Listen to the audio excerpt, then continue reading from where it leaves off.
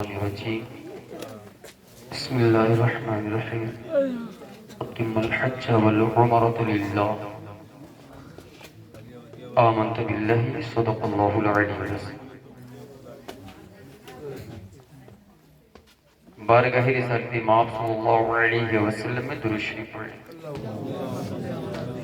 اللهم صل على سيدنا وشفيعنا ومولانا محمد وبارك وسلم صلاة وسلام عليك يا رسول الله صلی اللہ علیہ وسلم نگاہ عشق مستی میں وہی اول وہی آخر نگاہ عشق مستی میں وہی اول وہی آخر وہی قرآن وہی فرقان وہی یاسین وہی طہا جو شے تیری نگاہ سے گزرے درود پڑھ ہر جزو کل ہے مظہر انوار مصطفیٰ مختصر سے ٹائپ کے لیے حاضر ہوا ہوں اس لیے کہ 12 بج چکے ہیں یا 12 کے پار 5 منٹ بچے ہیں اور کل سفر بھی کرنا ہے یعنی کہ 4 بجے نکلنا ہے اور ابھی 2 خطیب اور بھی بچے ہوئے ہیں میں مختصر سے 2 حدیثیں پڑھ کے انشاءاللہ الرحمن اپنی بات ختم کر دوں گا میرے کہ اسلام کی بنیاد دین کی بنیاد جو رکھی گئی ہے وہ محبت الہی اور عشق رسول پر رکھی گئی ہے اسی لیے اعلی حضرت علیہ رحمت و رضوان فرماتے ہیں اللہ لا ایمان لمن لا محبت اللہ اس کا کوئی ایمان ہی نہیں ہے جس کے دل کے اندر محبت کا چراغ نہ جل رہا ہو تو اسلام اور اس دین کے جتنے بھی ارکان ہیں اور جتنی بھی عبادتیں ہیں ساری عبادتوں کا دار و مدار اس پر ہے کہ جس میں محبت الہی اور عشق رسول پایا جاتا ہو انہی عبادتوں میں سے ایک عبادت عمرہ بھی ہے عمرہ کے لیے کوئی ٹائم مقرر نہیں ہے کوئی وقت مقرر نہیں ہے آپ جب چاہیں صاحب استطاعت ہے آپ کے پاس مال و دولت ہے جب چاہیں تب عمرہ کر سکتے ہیں عمرہ صرف عبادتوں کا مجموعہ نہیں ہے بلکہ یہ احتسابی اور تقرب الی اللہ کا ایک سفر ہے اس سفر میں عمرہ کے جو شرائط ہے جو ارکان ہیں اس کو ادا کرنا ضروری ہوتا ہے عمرہ میں 4 ارکان صرف اور صرف 4 ارکان پائے جاتے ہیں جس میں سے ایک احرام باندھنا مختصر سے وقت میں جو مختصر سی باتیں وہ بتا دیتا ہوں احرام باندھنا طواف کرنا صفا و مروہ کی سعی کرنا حلق یا قصر کرنا یعنی مڈانا یا بال کٹوانا یہ 4 ارکان عمرہ میں پائے جاتے ہیں اور عمرہ کیا ہے عمرہ کے بارے میں اللہ کے رسول صلی اللہ علیہ وسلم کی حدیث مبارکہ عن ابی ہریرہ قال قال رسول اللہ صلی اللہ علیہ وسلم العمرۃ الی العمرۃ کفارہ لما بینہم والحج المبرور لیس له جزاء الا الجنہ عمرہ کیا ہے ایک انسان اپنے مال و دولت کو اکٹھا کرتا ہے اکٹھا کرنے کے بعد اس کے دل میں خواہش پیدا ہوتی ہے کہ اللہ تبارک و تعالی نے مجھے نعمتوں سے نوازا ہے مال و دولت سے نوازا ہے تو ہونا بھی چاہیے کہ اگر اللہ مال و دولت عطا کرے اللہ دولت سے نوازے اللہ نعمتوں سے نوازے تو جس کے پاس مال و دولت ہو جس کے پاس اللہ کی دی ہوئی نعمت ہو اور صاحب استطاعت ہو تو اس کو چاہیے کہ وہ خانہ کعبہ کی زیارت کرنے کے لیے جائے عمرہ کرنے کے لیے جائے اور فرمایا کیا ہے عن ابی ہریرہ قال قال رسول اللہ صلی اللہ علیہ وسلم العمرۃ الی العمرۃ الی العمرۃ کفارہ ایک عمرہ دوسرے عمرے تک کے لیے کفارہ ہے لما بینہما والحج المبرور لیس له جزاء الا الجنہ حدیث مبارکہ میں فرمایا گیا اور حج مبرور کا بدلہ کیا ہے؟ عمرہ کا بدلہ گناہوں کا کفارہ. اور گناہ کیسے گناہ؟ وہ جو آپ کے گناہ صغیرہ ہیں وہ معاف ہو جائیں گے. اور حج مبرور کا مطلب یہ ہے کہ آپ کا جو مقبول حج ہے اس کا بدلہ اللہ تبارک و تعالیٰ کیا دے گا؟ اس کا بدلہ کیا ہے؟ لیس لہو جزاء الا الجنہ، اس کے لیے نہیں ہے مگر جنت. یعنی صرف اور صرف حج مبرور کا بدلہ رب تبارک و تعالیٰ جنت. عمرہ کی عالی جناب اسلام صاحب کل نکلیں گے اور خانہ کعبہ کی زیارت کریں. ہونا کیا چاہیے؟ آپ میقات سے پہلے احرام باندھیں گے. احرام طواف سے پہلے احرام باندھیں گے. احرام باندھنے کے بعد آپ تلبیہ پڑھیں گے، لبیک اللہم لبیک لبیک لا شریک لک لبیک ان الحمد والنعمت لک والملک لا شریک لک لبیک. یہ پڑھیں گے. اور جب آپ طواف میں مشغول ہوں گے، خانہ کعبہ کا طواف کریں گے، تو آپ کو خاموش ہونا ہے نا. قال عطاؤ، حدیث مبارکہ میں سنن ابن ماجہ، سنن ترمذی شریف میں بیان فرمایا گیا اور بخاری شریف میں بیان فرمایا گیا ہے.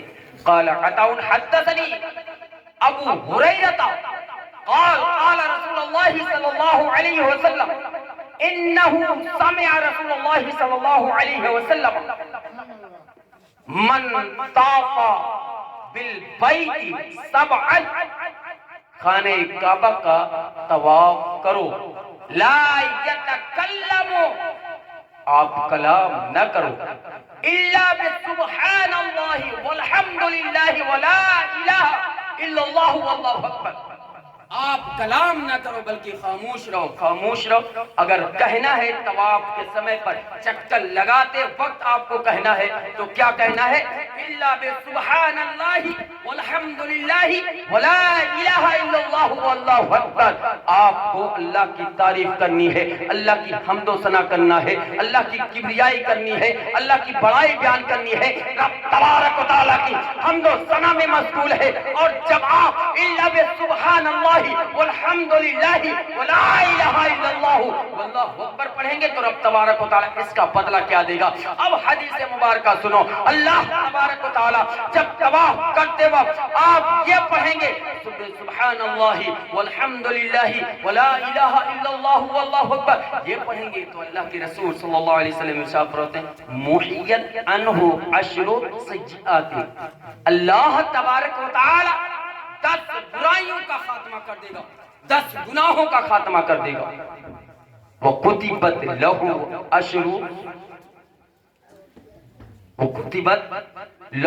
عَشْرُ حَسَنَاتٍ، اور 10 نیکیاں اللہ تبارک و تعالی آپ کے نام اعمال میں لکھ دے گا.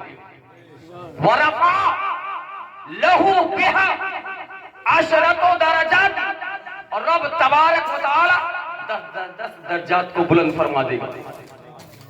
یہ ہے عمرہ کا مطلب. یہ آپ جب طواف کریں گے، خانہ کعبہ کا چکر لگائیں گے، اس وقت آپ پڑھیے گا سبحان اللہ والحمدللہ ولا الہ الا اللہ واللہ اکبر. 10 منٹ ہو گئے. ارے 11 کہہ دیا حضرت، ہے نا؟ صحیح نا؟ تو یہ عمرہ آپ طواف کریں تو آپ سبحان اللہ والحمدللہ ولا الہ الا اللہ واللہ اکبر پڑھیں. اور جس کے پاس اللہ نے نعمتیں دی ہیں، دولت سے نماز ہے، اس کو پہ در پہ عمرہ کرنا چاہیے. عمرہ کرنا چاہیے. کیوں؟ ایک مرتبہ عمرہ کرنا سنت مؤکدہ ہے نا حضرت؟ غلطی ہوگی تو اصلاح کیجیے، طالب علم کی حیثیت سے بول رہا ہوں. ایک مرتبہ عمرہ کرنا سنت مؤکدہ ہے، باقی بار بار آپ عمرہ کریں تو وہ نفل میں شامل ہو جائے گا. بعض نے فرمایا مستحب ہوگا، بعض نے فرمایا مستحب ہوگا. پیدر پہ عمرہ کرنے کا بدلہ کیا ہے؟ پیدر پہ عمرہ کرنے کا بدلہ کیا ہے؟ حدیث مبارکہ سنیں. عن عبداللہ بن مسعود قال قال رسول اللہ صلی اللہ علیہ وسلم تابعوا بین الحج والعمرہ، بین الحج والعمرہ، فإنهما ينفيان الفقر والذنوب. جب آپ حج اور عمرہ پے در پے کریں گے تو رب تبارک و تعالیٰ آپ کی محتاجی کو دور کر دے گا اور گناہوں کو مٹا دے گا. کیسے مٹا دے گا؟ کیسے مٹا دے گا؟ کما ينفي الكير خبث الحديد والذهب والفضة. حدیث مبارکہ میں فرمایا گیا ہے کما ينفي الكير خبث الحديد والذهب والفضة.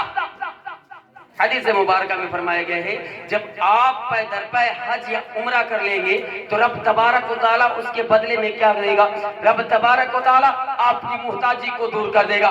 آپ عمرہ کر کے آئیں گے 1 سے 1.5 لاکھ روپے خرچ کریں گے یا 2 لاکھ روپے خرچہ کریں گے.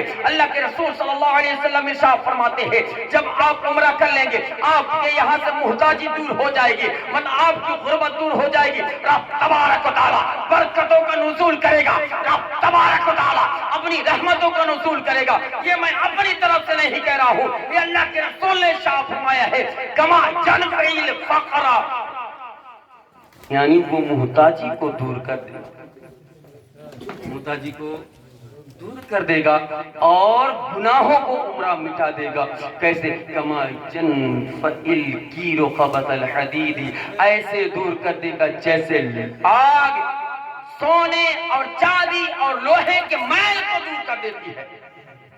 اس طریقے سے گناہوں سے منزہ اور مبرہ کر دے گا عمرہ. لیکن شرط یہ ہے کہ عمرہ ایسا ہونا چاہیے جس میں کوئی گناہ نہ ہو, فسق و فجور نہ ہو, بدعملی نہ ہو. اس طریقے سے جب آپ عمرہ کریں گے اور ایسا بھی نہیں عمرہ کرنے کے بعد بھی آپ نیک پرہیزگار عبادت گزار بن جائیں تب تو آپ کا عمرہ کرنا صحیح ہے. لیکن اس کے بعد آئیں پھر وہی کام شروع کر دیں تو پھر آپ 1.5 لاکھ 2 لاکھ روپے خرچہ کر کے اس جگہ جا رہے ہیں, اس جگہ جس جگہ سے واپس آدمی آتا ہے منظم اور مبرہ ہو کر اور پھر آ کر اسی کام میں مشغول ہو جائے تو پھر یہ خرچہ کرنا بس اور لگو اور بیکار ہے. آپ درشی پہ اللہم صلی علی سیدنا و شفیعنا و مولانا محمد و بارک وسلم صلاۃ و سلام علیہ یا رسول اللہ صلی اللہ علیہ وسلم. کیا فرمایا اتم الحج والعمرۃ للہ, عمرہ اور حج صرف اور صرف رب تبارک و تعالیٰ کے لیے ہونا چاہیے, رب تبارک و تعالیٰ کی حسنودی کے لیے ہونا چاہیے. السلام علیکم ورحمۃ اللہ.